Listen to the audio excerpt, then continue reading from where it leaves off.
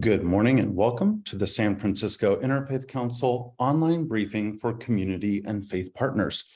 In today's program, San Francisco Human Rights Commission Executive Director Sheryl Davis addresses advocacy and services to San Francisco's Bipoc communities. This special San Francisco Interfaith Council online briefing is supported by a grant from the Center at Sierra Health Foundation, the Vaccine Equity Campaign. Thank you. The important and ongoing work of the San Francisco Interfaith Council would not be possible without generous funding from congregations, corporations, faith-based social service agencies, foundations, judicatories, and supporters like you. Help us spread the word. Visit sfinterfaithcouncil.org to learn about SFIC programming and how to become a supporter. Follow SFIC on Facebook and Twitter, and subscribe to SFIC's YouTube channel to watch all of our virtual events. A bit of housekeeping. Today's program is being recorded. For audio and video, all participants are muted and without video to minimize distraction. To submit a question or comment, select the chat button at the bottom of your screen and send a message to Q&A. Questions will be forwarded to the presenter and answered time permitting. To activate closed captions, select the live transcript button at the bottom of your screen and click Enable Live Transcription. There's no time like the present for San Franciscans to prepare for changes in the virus by taking basic actions that can protect themselves, their families, and their community. The San Francisco Department of Public Health urges people to be ready for COVID by staying up to date on their vaccinations, knowing how to reach their doctor, keeping a supply of COVID tests, keeping masks handy, planning ahead for possible infection, and staying informed with trusted sources of information such as sf.gov/COVID. The San Francisco Department of Public Health recommends the following for keeping congregations safe during COVID. Continue to gather. Keep in mind your congregation's demographics. Encourage vaccines and boosters. Wear masks indoors. Reinforce the stay home if sick message. Provide testing resources and share Be COVID Ready messaging found at sf.gov/be-covid-ready. For more information, call 628-652-2700. The COVID vaccines are safe, effective, and open to everyone 6 months and older. Boosters to everyone 5 months and older, and the updated booster to everyone 12 years and older.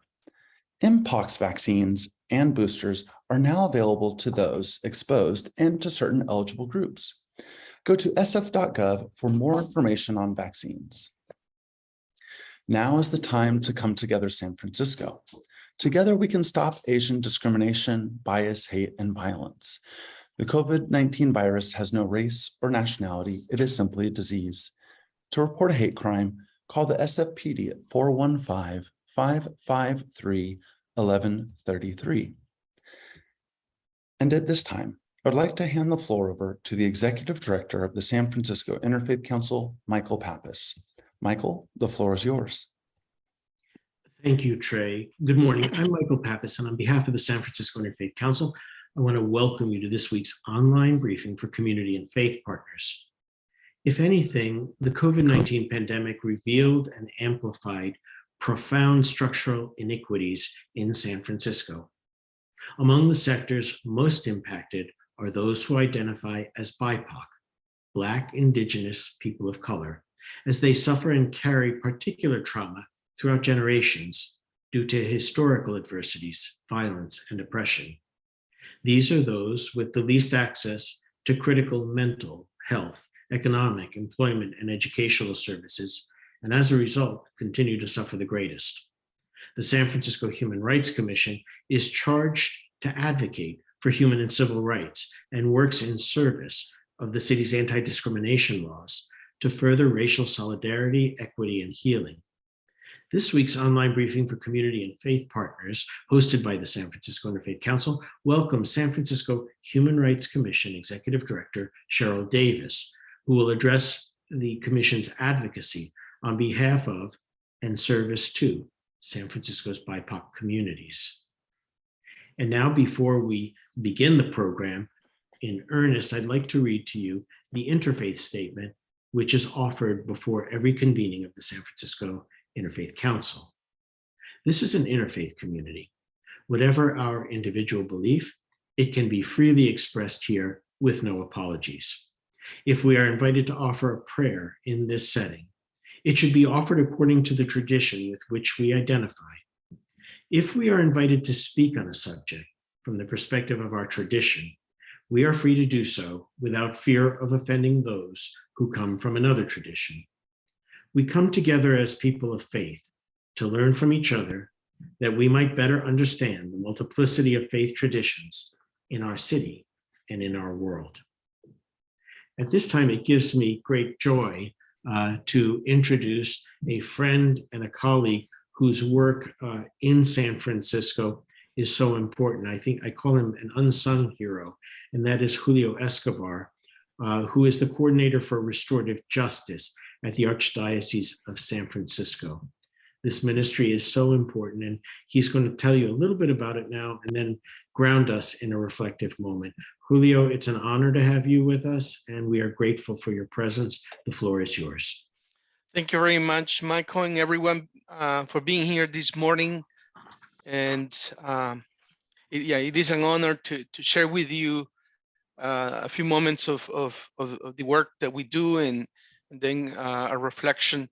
My work started 25 years ago when I lost my brother to an overdose of cocaine and drugs. And that basically prompted me to learn more about my faith in the Archdiocese, and then put that faith into action.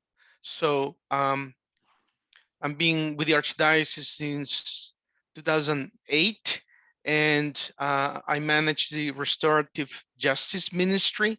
And there are three elements within the ministry that we focus on, and we put in practice the concept of restorative justice. So number one is that we bring the faith to everyone that's incarcerated within the county jails that the Archdiocese of San Francisco is umbrella. So that is Marin County, San Francisco County, and San Mateo County. That includes juvenile facilities, including camps. And so that's the main, one of the pillars of the work that we do. The second pillar is those that have been affected by crime, specifically homicide. So for every homicide within these three counties, we go and do a prayer on the street. But beyond that, we try to reach out to families who may need healing and rehabilitation services to come back to what we could say normal life for someone that loses someone in a homicide. And then the third element is the community. So within restorative justice, we have victims, we have offenders, and then we have the community. So part of the work in the community is to connect with services that are providers for the populations that we serve. So, for example, if someone that we meet in the county jail in San Francisco needs a service when this person comes out, such as housing, education, substance abuse, and services and rehabilitation, then we're able to connect through our community platform to reach out to an organization that provides a particular service, because we, as the Archdiocese of San Francisco, may not have those services. So in terms of what's going on right now, just so you know and get an idea of what the figures are in terms of numbers. In San Francisco, we have county jail. We have 850 people incarcerated. So what that means, and that's true nationwide, what that means is that for 850 people, 50% of those that are incarcerated have committed a homicide. So that means that in some 50% could potentially be about 40 homicides per year that have occurred in the past 10 years. And we try to attend the needs of those families, both the families that have been affected by a homicide, as well as the families that have someone incarcerated. And we try to provide these services through our community partners. So in a nutshell, that's what we do. And we have many programs to attend the families and the people that come out of prison as well. Because when we say God bless you inside a county jail or a juvenile facility to an individual, we also say God bless you when they come out. We cannot say God bless you just inside. We need to be responsible and accountable and walk through people in their journey of healing and rehabilitation. We also provide some prevention services. So we work, specifically I do parenting training to try to basically empower our parents to do what they can to provide better education for our children, so they don't end up either dead or end up in a jail or in a prison. So I'm going to end with that, and we're gonna go into a reflection here and a prayer, and I want to pray based on the book of Micah, chapter 6:8, where it talks about that we must act justly, love mercy, and walk humbly. So at this moment, to remember those as we celebrate International Restorative Justice Month in the month of November, I ask, first of all, I'm going to take just a few moments in silence to remember those that have been killed. I'm going to do a prayer, and then we will end with that reflection.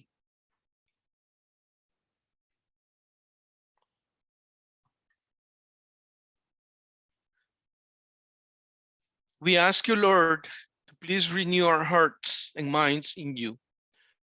We pray that you would change us more into your image.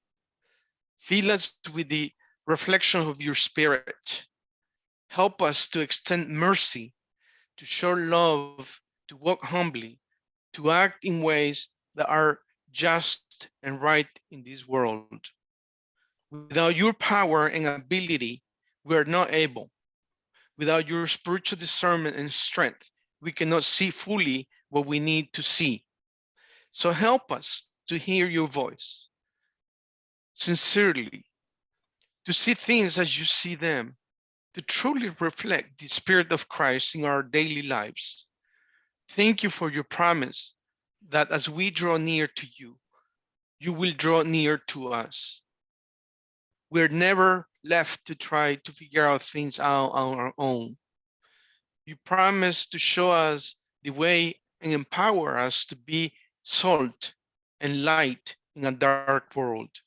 We ask that you would unite believers everywhere to pray for our nation and our world, that you would help us to set aside our differences and focus on the bond in you that holds us all together.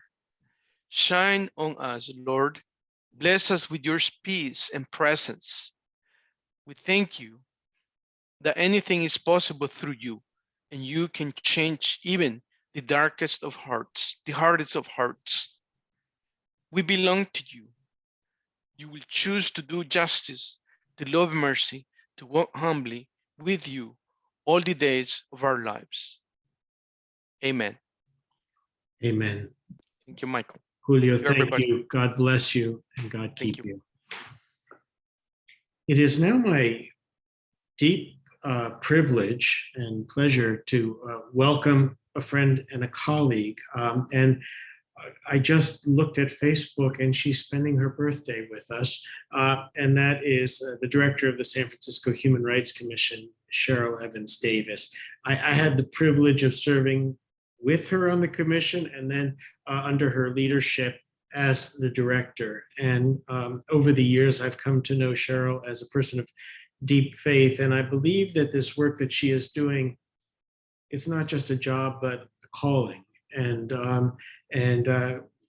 I believe that God puts people in the right place at the right time. And if ever we needed, if ever we needed advocacy and defense of human and civil rights in our nation, in our city, the time is now.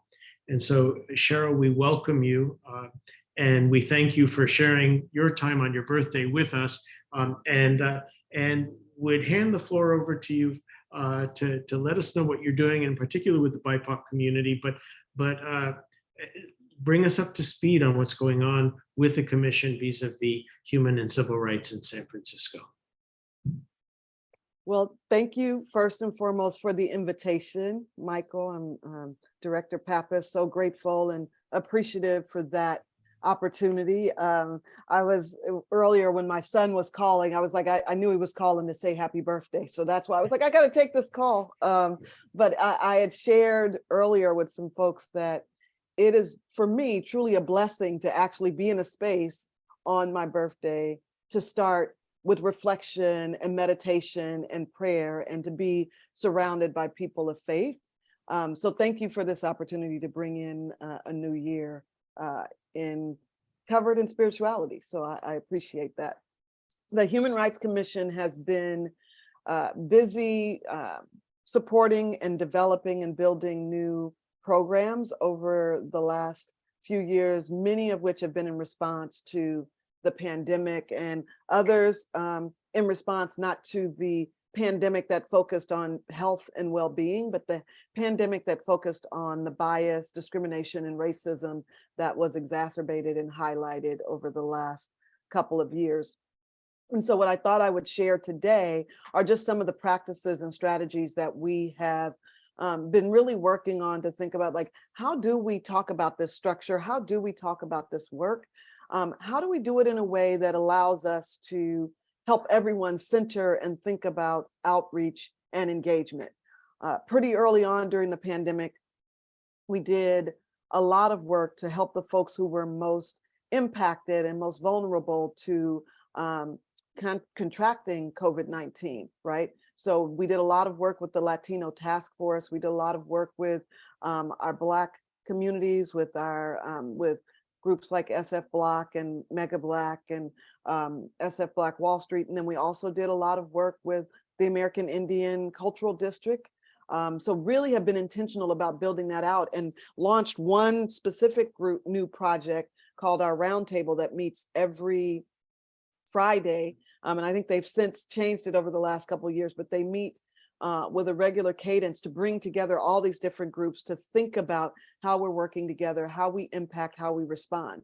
And so I wanted to share with you, because the one thing that I have found that's really important is for us to really be intentional about our outreach, intentional about our engagement, and to be intentional about the work that we're doing. So I'll share a few, I'll go through this a little bit and share some of the work that we've been developing to really be intentional about the principles of what I call CORE, which is collaboration, outreach, research, and engagement, and how we do that. And so community partners and collaboration are the foundation, but not just the foundation, they have to be woven throughout the work that we are doing. We are very intentional about how we are engaging with community, how we are shining a light and giving visibility to them, but also making sure that we're amplifying and centering the community's voice in the work that we advance and move forward. And so what I call kind of the ABCs of that is authenticity, which I think, you know, I really appreciated, Michael, when you talked about the ability for folks to practice in their faith tradition, to be authentic to themselves, to not feel like they have to, in this space, alter their practices to make others feel comfortable. And far too often when we do this work around outreach and engagement, we want community to be inauthentic, or we're not, right? And we're not honest about what we're doing. So authenticity, building relationships, building community, centering community, designing for success, and then going back and really being honest about the impact, or evaluating what that is. And the last one that I really like for us to focus on is follow up and follow through. And so Typically, I try to do something interactive and we have a conversation about vision boards or doing poetry. I saw Minister White on, and I know that he is a spoken word artist, and we would be honored to be graced by his talents and his gifts. I'm looking forward to being in space with Glide on November 20th. I've got the opportunity to speak at the services there, but the ability to collaborate, to use creativity, to use artistry as a way to do this. I think when we start to go into community spaces, we need to not always just go in kind of in this bureaucratic model of like, this is what we're trying to achieve, this is what it's going to look like, but how do we bring the sense of true community and collaboration in there? So I always just like to suggest to people to think about ways to be creative, to allow space for vision and visioning. And then getting into this space of defining and engaging community. And this is something we really had to do and think broadly about. The city had to do when the pandemic hit, right? The stakeholders and community, like what is it that we're trying to do? What does it look like? And it looks differently across the city and across neighborhoods. Folks that may be identify as API may not have the same ideas and strategies across the board. And we can't just try and say it's one train of thought for either socioeconomic groups or racial groups or geographic regions. And so we have really been trying to say, how does community change through this? Who are we trying to engage? And that is a lot of what we did during the pandemic, very intentional engagements through different geographic regions, through different socioeconomic spaces, and really trying to think about like, what is it that we're trying to address? What is it that we want to do? But then also, how are we being responsive to community, right? In terms of what the time looks like, when the meetings are scheduled, how the meetings are scheduled, what we're offering, and what it is that we're trying to solve for. And so the things that I like to ask people to think about first off, and we had a lot of, during the pandemic, especially within the Black community, we heard a lot when we talked about intersectionality, right? When we talk about how we are supporting and how we're addressing issues. And being Black and trans has a very different need than maybe being Black cis woman in San Francisco. And so how are we making sure that we understand the diversity of experiences and viewpoints, and realizing that just because we bring everybody of a specific race together doesn't mean that everybody in that space is in agreement, right? And so some folks may be more interested in food security, and other folks may be more interested in public safety, and other folks may be more interested in how am I going to pay my bills, right? So being able to understand and break that down to understand and be able to see all the different needs that are within a space. And then how do we demonstrate, how do we prove that we are committed to that? How are we making sure that we are letting the community know that we're centering their needs and not our own? That is also a challenge. And I think sometimes it's just easier to just do what we want to do. And that is difficult, right? Because when we say that we are going to prove that we value the different and diverse experiences, it requires us in a very different way to pivot how we're having our conversations, or what we talk about, or who gets centered, what language is appropriate, whether we are talking about having things with interpretation, or whether we're just talking about whether folks can cuss or not in a meeting. Like, those are all things that we have to be able to manage. And, I've heard from folks that they said, well, they told me they didn't like the language that I use, so I'm not coming back to this meeting. So that collaboration has to happen internally and externally as well. It is about how we make sure internally our community is prepared to connect and engage with the community externally, to be responsive and to let people be their authentic selves. So that requires defining roles and process. And I was sharing with Michael earlier that the Human Rights Commission has been able to increase their staff. And that's made it that much easier for us to be intentional about the roles and the process, because when you're trying to meet the needs of diverse groups of people, it's important to have diverse groups of people in those roles to help with that, to develop the process. What are you doing and why are we doing it? Being very clear about like who does what, because if we try to have one person do it all in the name of efficiency, doing it all means that I want to have one standard mode of operation. And that may mean that it doesn't work across all communities. So really challenging how we move the work forward. So just getting into some of the ABCs of all of what I've been talking about. First and foremost, authenticity. We cannot do this work without being authentic, without being transparent. And that's why, again, for me, this call to be in an interfaith space that allows people to be their truest, authentic person and practice is important. And I think that when you go into community, also allowing people to be their truest, authentic self, right? Without fear of judgment.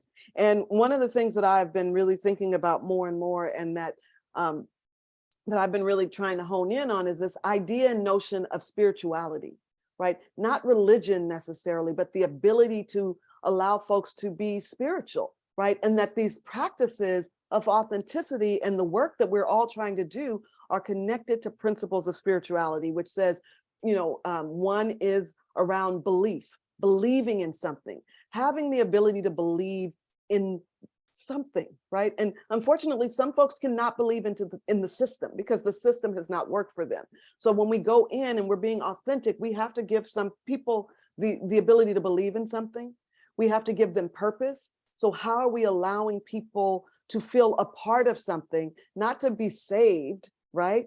But to actually be a part of the process to improve outcomes, to have a purpose, to feel like they're a part of something, which leads to this other one. So we have this idea of belief system, the purpose, and then being connected. So when we go in and we're building authenticity and we're being transparent, we're trying to build connections, and you can't build connections if you are not authentic. And then the last one is around transcendence. Spirituality allows us to think, to believe in something bigger than us, but then to also be able to see, to transcend, to understand that the world is bigger than us. And that can inform our purpose and our ability to connect with others. And so that authenticity, the ability to bring those principles to bear, to think about what it is that you're doing, right? Just be honest with folks. If you're doing this because this is,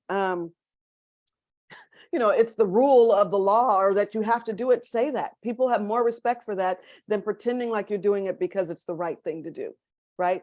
I think that genuineness, authenticity go a long way in our ability to build relationships. And then in building relationships, we want to build trust. We want to build community. We want to focus on the needs of the community and not just the needs of us to get our sign-in sheet filled with names and numbers in order to prove that we did something. What is the impact of that work? And I think that has been, for the Human Rights Commission, another challenge. We have really needed to focus on how we build trust, how we build community. And that's why we have done, one of the initiatives that we launched was the Dreamkeeper Initiative, which Mayor Breed and President Walton launched, a $60 million investment. This is after the civil unrest with regards to George Floyd, Breonna Taylor, and all the countless others. And it became like, how are we going to build trust? Because community does not trust the system. And so we had more than 60 community meetings. We engaged with folks, we heard from folks, and they informed the process of how those dollars were allocated and rolled out. It would have been much easier for the city to just say, we've got this money and these are the things that research has shown us is the best place to put the money. But instead, we were much more intentional about what did the community want and focused on building relationships with them to advance that. Next is around centering community. And that piece, again, in a bureaucracy that wants to move efficiently, or in our faith-based institutions where we are focused on, like, we want to get this done, we want to do good, and we want to help the most people. Sometimes in our quest to do good, we need to take a step back and listen to community, connect to community, and respond to what it is that they would like to see happen. In San Francisco, the Latino community was hardest hit by COVID-19, where the Black community had higher rates of death. right? So the response and the engagement and what community wanted to see happen may not have been the same in both communities. So being very intentional, we were able to really partner and pivot and support in different ways and being responsive to what the community was asking. Next is around design for success. Really defining what success is as you begin this. What is it that it looks like? Is it just about having the numbers? Is it about impact? A lot of times we'll talk about another initiative that the Human Rights Commission has been supporting is Mayor Breed's Opportunities for All, which focuses on paid internships for young people. And a lot of times we want to focus on how many young people were served, but our success metric wasn't supposed to be about whether 1,500 young people were served. It was supposed to be about whether we got to young people who typically don't have access to internships, either because they aren't doing well in school, or they're not extremely motivated, or they have to go to summer school, so they couldn't sign up for internships. We had to define what success was and then measure for that. And that input around what success looks like also needs to include community. And so what's the design look like? Are we trying to develop leaders? Or are we just trying to check the box that said we talk to people? What are we trying to do? And so we've worked on this metric to kind of build out, what does it look like to do real in community engagement? What does that practice look like? What are we hoping to achieve? Are we just reporting out to people, or are we actually doing some co-led, co-controlled, working with folks to do the creating of that? And so I kind of added this one because, Michael, you reminded me of a previous conversation around the work. What is it that we're trying to do? Are we just trying to renovate the house? Are we trying to restore it to its original glory? Or are we trying to do something totally different? And so when I think about this, this is something our office also supported Mayor Breed's Blue Ribbon Panel on Juvenile Justice Reform, as well as the Closed Juvenile Hall Working Group. And this was born out of this language and this thought built on this idea of whether we're renovating, what is it that people wanted to do? Did they just want to do a little harm reduction, just a little painting inside the house, keep everything the same, felt like the bones and the structure were good? Did they want to do more transformation, more of this renovation where we kind of fix the house up a little bit more than painting? Maybe we, remodel the bathroom or get some new appliances, or do we want to, for me, this is kind of like, do we want to build a new ark, right? Are we trying to do this all over, totally different, and starting from the beginning, right? Because Noah in his ark, he had to build something to respond to something that had never been seen before. And so as we are doing this, as we're thinking about what is it that we want to do, let's be honest and be very honest with community about whether we are just trying to make a little change, we want to disrupt what's happening a little bit, or we want to totally dismantle and start all over again. And those are the questions that people need to ask. And those are the questions that we've been asking, whether it is the work that we're doing now with pretext traffic stops, with the police department and having those conversations, whether it's the conversations around reparations and what does that look like, whether it's conversations around education and equity. We have to be much more intentional about our honest approaches to what it is that we're hoping to do. And so I want to really stress that is another thing, that when we design for success, if the people in community are expecting us to transform and all we want to do is paint, we've got to be honest about that. Otherwise, it's going to disrupt and destroy the trust, but it's also going to make it very hard to build relationships if we're not honest about the intent and what success looks like. And so, these last pieces are around what's the evaluation look like? What's the expectation look like? And how do we go back to make sure that we've understood whether we had the success that we wanted, whether we engaged the community that we wanted, whether we had the impact that we wanted. And so again, going back to this list, this kind of rubric that we've developed to say, what did we do? We set out to do, to create with folks, but actually all we did was share information with folks. Really going back and re-examining what it is that we've done and the impact of what we've done. And I like to end with this follow up and follow through, because far, far, far too often, what we have had happen is people just, they come out, they engage with community, they get the information, they write a report, and they never come back.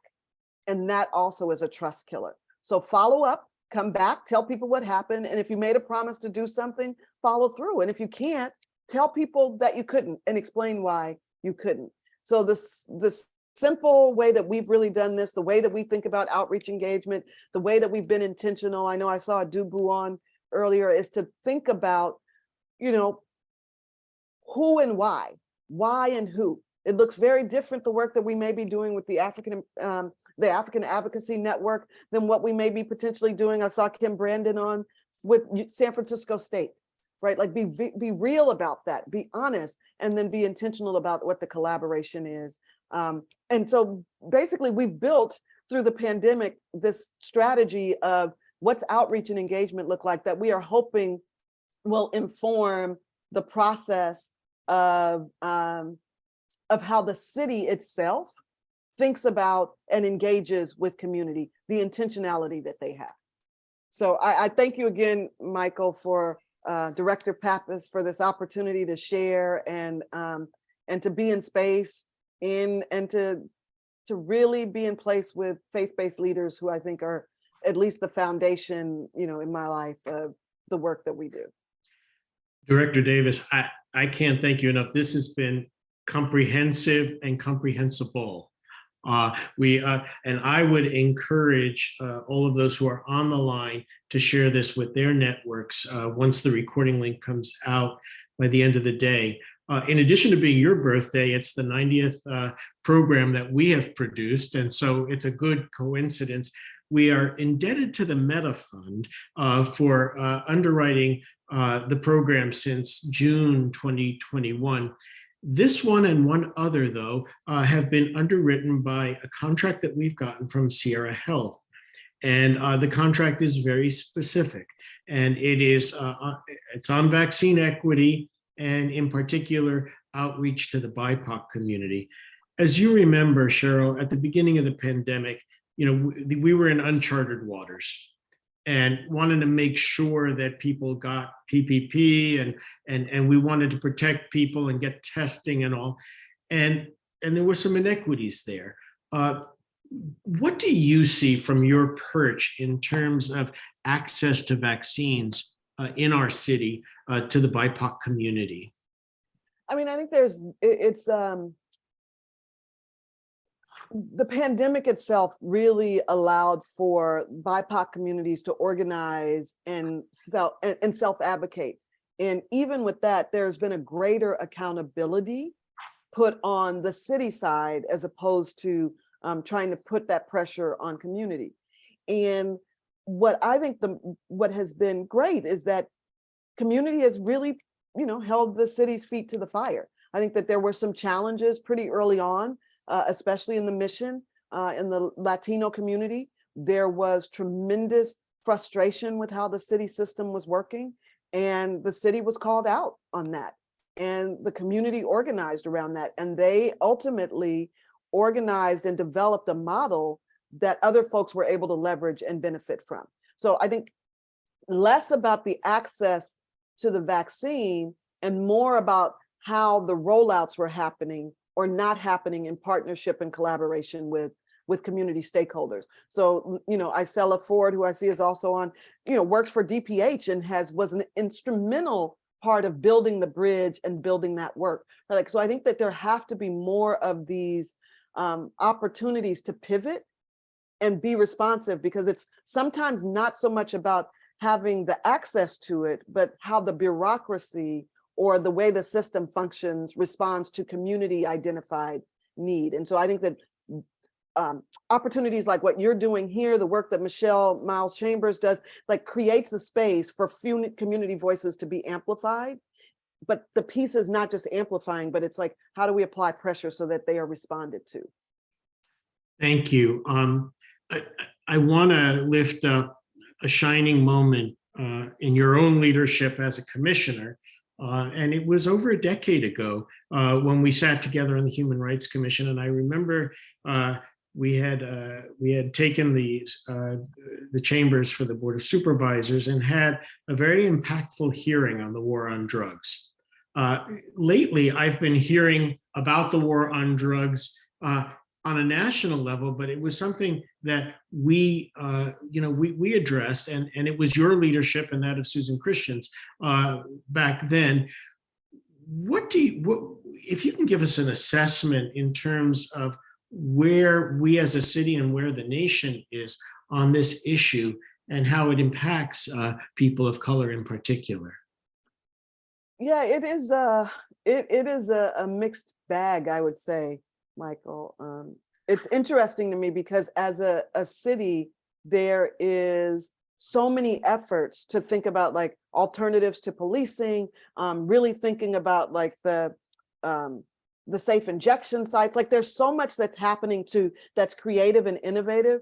But if I am totally honest, I have major concerns that we may in some ways be going backwards and starting to do more criminalizing in the name of safety, right? And so, and I think that is the challenge. That is where we are right now, is that we know, right? So we think about the work with to decriminalize cannabis, right? We think about the work that's being done, the president coming out and basically waiving and saying we're not going to prosecute cannabis offenses. But the truth of it, as we start to unpack, is that there are still folks who are like, lock them up, right? And we're not talking about people who might be self-medicating or folks that are really struggling with this, or what the alternatives are. And so as we do this, we are so progressive and we're so advanced on one hand, but on other ways, we are still really struggling to decriminalize, right? To not fight poverty or drugs as crimes, right? And I think that is something that is unfortunately not as easily resolved as we would like it to be. At the risk of taking you on a trip down memory lane, as a USF alum, I think you would appreciate this. When we were on the commission, and I remember the issue of excessive use of force by the police and racial profiling was big, and we worked with Kimberly Papillon to do implicit bias training for law enforcement, and those of us also who sat on commissions.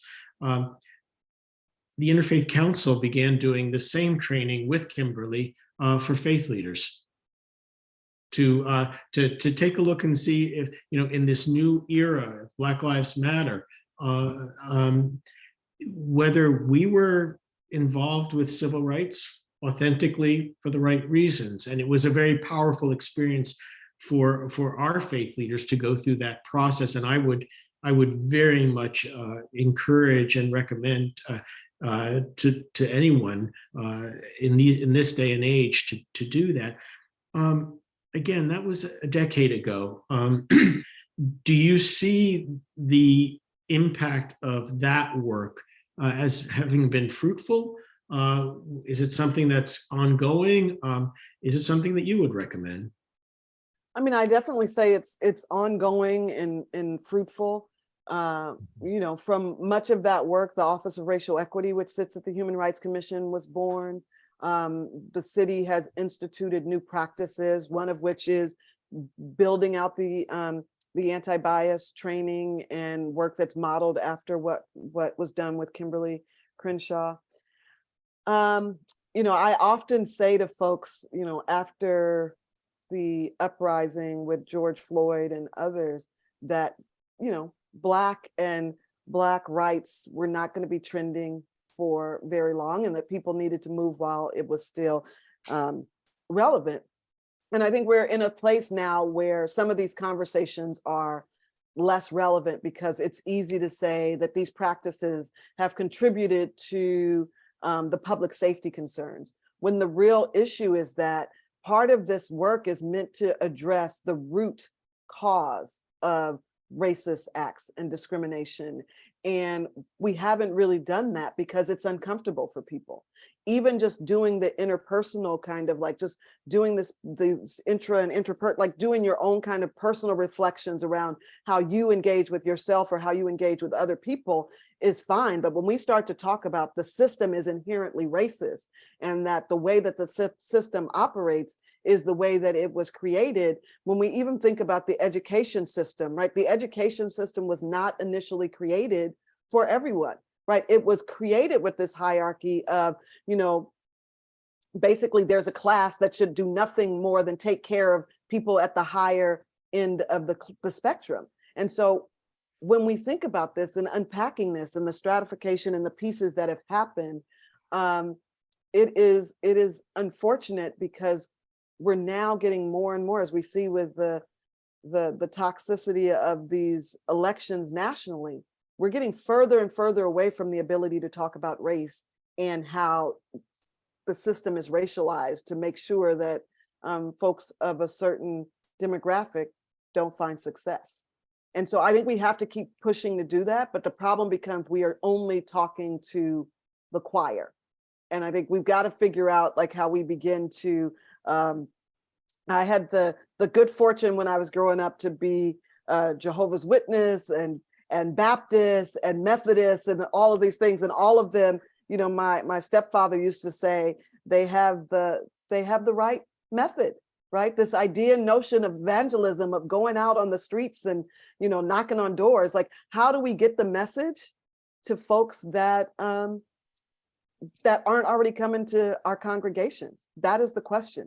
Because if we're in space with people who agree with us and we all have our echo chamber and we all keep agreeing with each other, it doesn't necessarily change the views of the people on the outside. When I first began this position, I remember being in a church basement listening to Fred Blackwell talk about, his work on the outmigration of the African-American community from San Francisco. That led to another report. And now we were very blessed to have Eric McDonald with us recently to talk about the reparations task force. I'm wondering if you could take a moment to just share with us your work with that task force and what you foresee the future of that task force and any impact it might make. Yeah, it's interesting. You mentioned that I believe Reverend McCrae was also a part of some of the work with the outmigration work. There are two things that come to mind with that. One is when we start to think about the reparations work, the education, one of the main foundational pieces is around understanding the harms.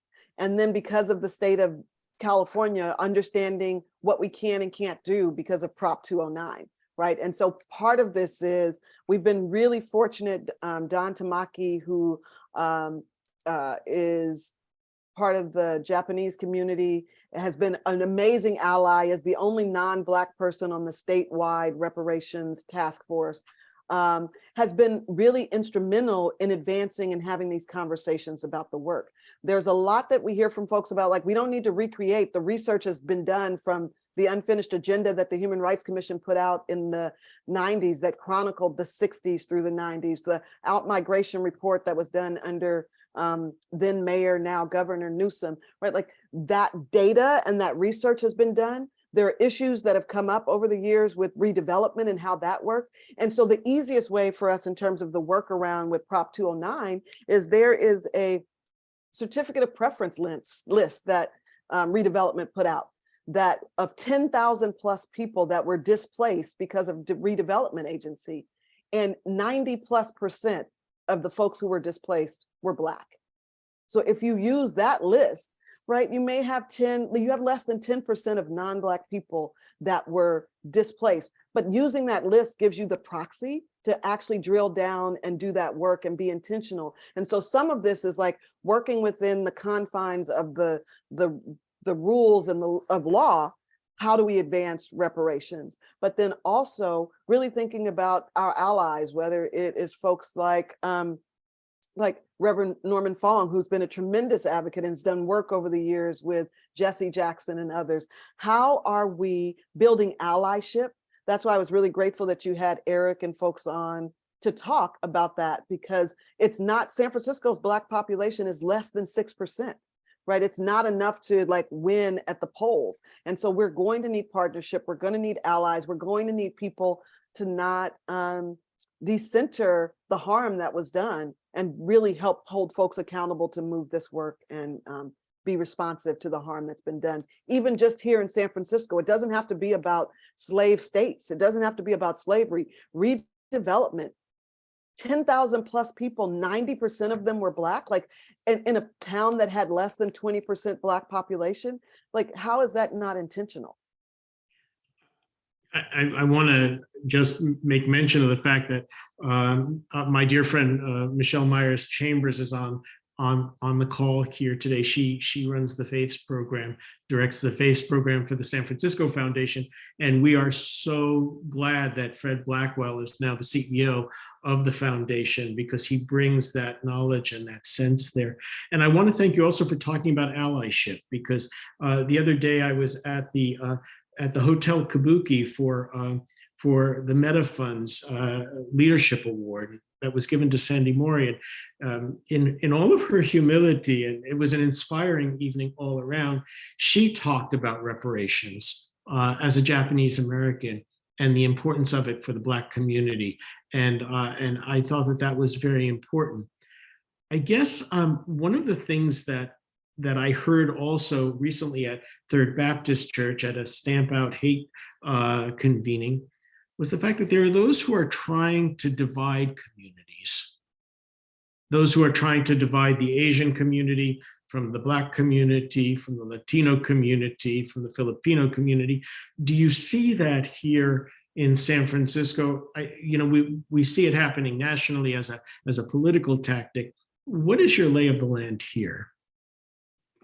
Yeah, definitely. Part of the reason why the Human Rights Commission started the Stand Together SF initiative, which thank you all for having that as a part of the work that you are elevating, was to address the narrative that there was tension between the API community and other communities, but that we ultimately then launched the Campaign for Solidarity, because what we found is that it became really easy to pit communities, cultural and racial groups against each other in the name of creating this division in order to advance really bias and discrimination.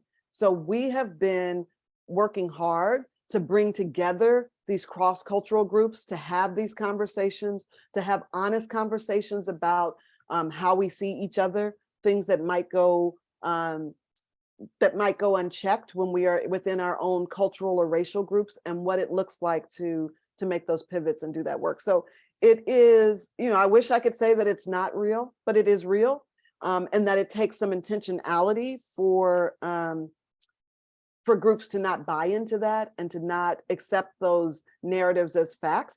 But one of the things that I appreciate that we've really been pushed to do is to reframe the narrative, to take it back, and to not let that be the dominant narrative that goes forward about what's happening between people of color. You're here. Father Pablo, who directs the chaplaincy over at St. Mary's Hospital, says, how can we learn to be more alert, vigilant, or aware of our own biases, inherited or learned, by the time consciously or unconsciously, and not to project our own hopes and expectations on those we serve? It's interesting. I was at a conference earlier this week, and the speaker was talking about he lived in a neighborhood where he was the minority. And so he was having this conversation with his colleagues and his neighbors about how they could be more alert, how they could understand, because they didn't understand why they needed to understand what was happening with Bipoc folks if they didn't necessarily encounter them on a regular basis. And so he asked them all to go with him to a Nigerian restaurant that was outside of the neighborhood. And the idea was for them to experience what it's like to be othered, right? to have their own experience. And so he said they went into this restaurant, which was in a predominantly Black neighborhood, and pretty much everybody that came into the restaurant was Black. And the anxiety that he said, he joked and said he had to take them one by one because he didn't want to be the guy that showed up with all of these non-Black people in the space and then have to explain it, but that he took folks one by one to get the experience, and that they were kind of a little freaked out.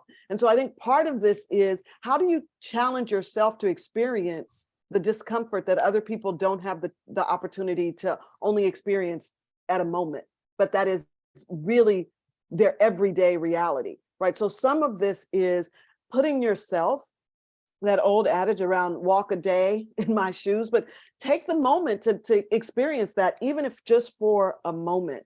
The other thing is to insert yourself into those spaces and places. This is one of the things that I appreciate about the work that Temple, I believe it's Emmanuel and Third Baptist do with their pulpit exchange, right? That idea that they now make it a point to go to each other's pulpits and experience that, to create that space to engage each other. I think those are other things to do. Like, there are practices we can do to kind of push our individual selves to be outside of our normal places, but also to challenge our community to experience different things. I have to tell you, I've never seen more animated preachers than the rabbis from Emmanuel when they preach at Third Baptist. And you're a great preacher too. I've heard you at the pulpit of Third Baptist. I've got two last questions, and one is primarily because it's your birthday. When I turned 60, a dear friend of mine had a birthday party for me, and it was on a Shabbat. And I had a chance to be with some very, very dear friends. And I said to them, I said, it's appropriate it should be on the Shabbat, because God created in those 6 days and then stepped back on the third, on the seventh, and looked at creation and said, it is good. And I think birthdays are an opportunity for us to reflect on our lives. And I've known you as a person of the church. And I see you probably at your finest, if you will, when you're there. And also, I know you take it into your work. I'm wondering if you can share with us how your own faith in growing up and your own spirituality has impacted your work at HRC. Yeah, I mean, it's funny, as you were talking about that, I was like, oh my gosh, don't get emotional, because I will say my whole life, for what it's worth, regardless to whether I always appreciated being in church or not, it is the foundation. It has given me so many tools to get through life. And so I was just sitting here as you were thinking about my grandmother, who really modeled those principles of faith and spirituality and lived them out. And on my darkest days, and I know you all have, because I was like, music is such a fundamental piece of that, the song, and I can just hear my grandmother, in those moments when I'm having my roughest times, have you any rivers that seem like that feeling of soothing, that feeling of belonging to something, being a part of something, and the call to service, that is so embedded. And I have been really, I believe this, with all my heart, I've been truly blessed to be able to do work that even if I won the lottery, I would still do, right? Even if I made lots of money, I would still do this work. I would pay myself to do this work. And so I'm so blessed, so fortunate. And I think it is a gift from God that I'm able to do work that is in service of others, but also, I said to myself, this year, I'm going to do the birthday month that people talk about, but I'm going to celebrate the birthday blessings, right? I just want to take every day of November to reflect and be grateful for the blessings I've received over the last, not yet 60, but almost 60 years. Well, we're coming to the end of our time. And I just wanted to, earlier I said, God has a way of putting the right people in the right place at the right time. San Francisco has always been a city of refuge. It's a place where people come to be their authentic selves and to be safe. You know, throughout the country, we see laws being passed that are taking rights away from people and not allowing people to be their authentic selves and their safe selves. In my own mind, I see opportunities for the future of San Francisco to welcome those people here. Do you think that we're ready to do it? And what is your assessment of the potential for a new wave coming to San Francisco? You know, I do think that safe spaces, that San Francisco is that, with even with all the hoopla and all the things that people complain about, San Francisco is that safe space. It will continue to be that safe space. I think it is where people come to be seen, to be heard, to be valued. We don't always get it right, but I think that there is hope here, right? Like when I travel, like the other day, I was like, I just can't wait to get back home, right? Like where I know that the spirit of folks like Maya Angelou reign, right?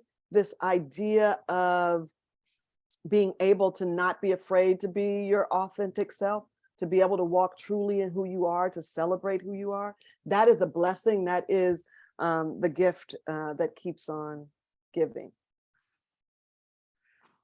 Yesterday in the Chronicle, I read a column where the columnist said, "I'm not from San Francisco, but I'm a San Franciscan." I feel that way. I love our city, and I'm optimistic for its future, and more so knowing that you are where you are. Happy birthday, Sheryl. Thank you. Thank you, Julio. Thank you, Cynthia Zambucas and Trey Russell Allen, for your contributions. And we are grateful to all who have been in attendance. We are going to be reconvening after Thanksgiving, primarily because we have a lot on our plate up until then. We're opening our shelter, and we would invite and welcome as many of you as are possible to join us on the 22nd of November at 10 a.m. at the St. Mark's Lutheran Church on Cathedral Hill, where we're going to come together to give thanks for our blessings at Thanksgiving time. This concludes our program today. Thank you for joining us. God bless you and God keep you in this blessed month.